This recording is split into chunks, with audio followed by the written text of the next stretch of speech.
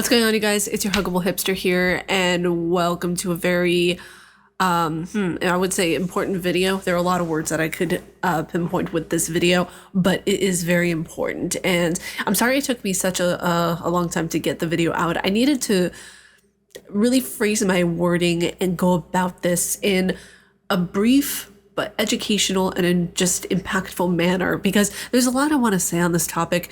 As you guys can tell by the title of the video, we're going to be talking about YouTube's age restrictions. We're going to be talking about what happened with Cory, where it's a hot mess. If you guys have not seen Cory's video, please go down the description below. You guys will find it there, along with so many other content creators who have been talking about this exact same thing. So let's dive into it. I have some notes that I wrote down because there are points that I don't want to forget, and there are things that I really feel like it could help YouTube's system whenever it comes to age restrictions. Now, to point out, I'm not a big YouTuber. I know a lot of bigger YouTubers are, discussing this, and I had so many different thoughts in my head. Should I talk about this? Well, only bigger YouTubers are discussing it. Should I shut up and stay quiet? I don't want YouTube, to age restrict me or anything like that. I don't want any negative impact to come from this. And then I had the most powerful thought creep into my brain.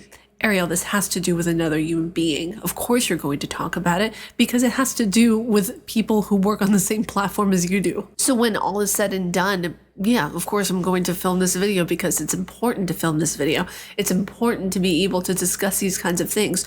You can love this platform, but still be critical of it. The same with any platform, the same with Twitch, the same with TikTok or Twitter even. Like, you can love something and still be critical. It's the same even with a video game. I use this actually example all the time with video games. If you love a video game, right, and you can't constructively critique it, then how is that game supposed to be better for future installments? How is that game supposed to improve with bugs or anything like that? Like, you need to be able to critique the things that you love in order for it to get better. I don't know exactly how many age restrictions I've got. I think I've gotten maybe a few in the past few years. I know in comparison to a lot of the YouTubers that get age restrictions, it's not that much. Only have what, 2,600 some subscribers? Like, I'm not even making really a dent in the system. So yeah, when it comes down to it, I am a small channel. I am a small creator, but when it comes to impactfulness of words, I feel like I want my words to reach out to people. One of the first points that I want to make, favoritism. We know that YouTube has favoritism. I hate that Markiplier has been getting dragged into this, so I'm so sorry, Mark. But whenever it comes down to it, yeah, there's a lot of favoritism that goes on there. I mean, Cory had to pull up an example of Mark's video just in order for YouTube to be like, whoa, sorry, didn't mean that, chief. Like, he literally had to pull up an example of the video that Mark did just to show them that, hey, he did not get in any trouble for this. Why am I getting in trouble? And that's where I think a little bit of racism is coming in, because you don't know if there are actual people behind the scenes. Whenever it comes down to it, it could be favoritism, it could be racism. I really, really, really hope, I hope it's not racism. I really do.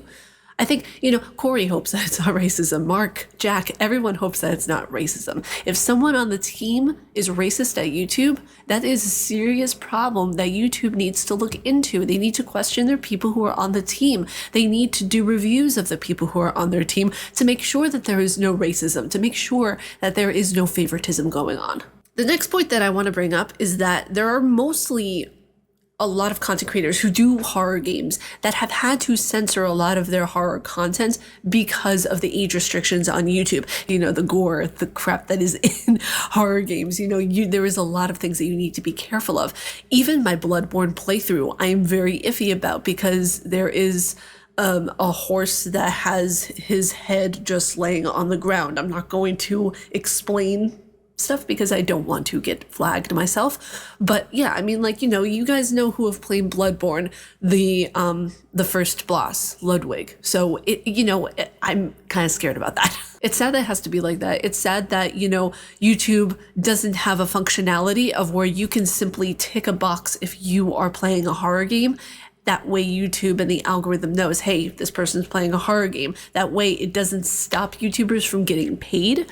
And it goes to the correct advertisers, because let me tell you, there are so many advertisers that would push horror games, especially around Halloween. And not just Halloween, all year round, because the horror genre is a very popular one to play. and a lot of YouTubers do it. So I'm not sure why exactly YouTube has not implemented something of where the algorithm can know that it is a horror game, and that way they don't get penalized or punished for it. That's my biggest recommendation to YouTube, is that they have a segment in your customization of your channel of where, if just like what happened with Kappa, right? If you can, you can choose that your videos are not made for kids, or if they are made for kids, you can simply choose the same when it comes to a horror game. Like, hey, this is a horror game.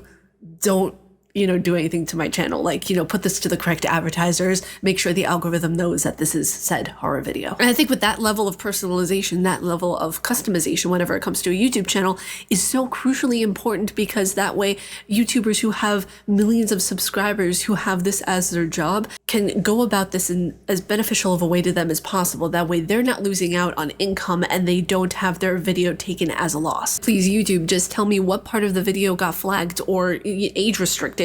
That way I can go in, I can edit the video, I can take out the part that caused so much strife or so much, uncomfort to an audience. That way it doesn't have to be there. I can make money off of the video still, and I can still have the content out there. Because I don't know, it's just mind-boggling to me that YouTube will place an age restriction on a video and not tell the content creator what exactly got the age restriction.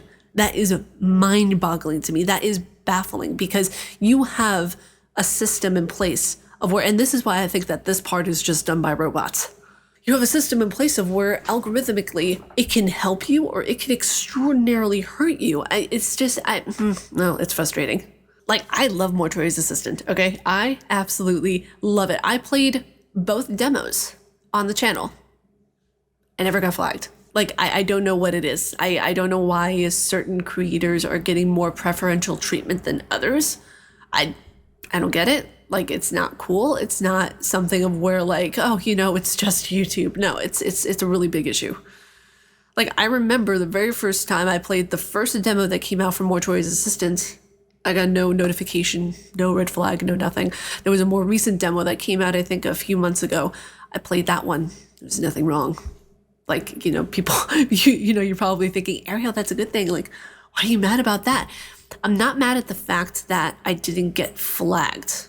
I'm mad at the fact of the preferential treatment that is going on with different content creators. Some will get flagged for things that other content creators don't get flagged for. Why don't we just make it an even playing field that just says, oh, if this kind of content is in this video, you're going to get flagged regardless, end of story, point blank. I don't get it. It's complete nonsense to me. Cory deserves better. A lot of content creators, they deserve better, who are getting flagged for absolutely no reason. But you guys, I hope you enjoyed and got something out of this video. I very much encourage, you guys don't have to do this, but I very much encourage smaller content creators to speak up about things on this platform, because there are so many times of when you can get scared, you can feel like you're not up to the task, like, oh, other bigger content creators are talking about this, so I don't have to do it. That's the wrong mindset to go into this with. If you are doing work on this platform, you are working on this platform. You are doing business with this platform. Every business has its qualms. Every business has its downfalls. Discussing them and bringing light to them will encourage the platform to really reevaluate its direction and where it's going with certain things. But I encourage it. I think it's a very good idea for other people besides the bigger content creators to discuss these kinds of topics. It's needed. But with that being said, if you guys like my face and what I do, please be sure to subscribe and hit the bell down below. I make videos every day here on YouTube. And yeah, I'm glad I got to talk about this with you guys. Stay casually nerdy, and I will see you all in tomorrow's video. Bye.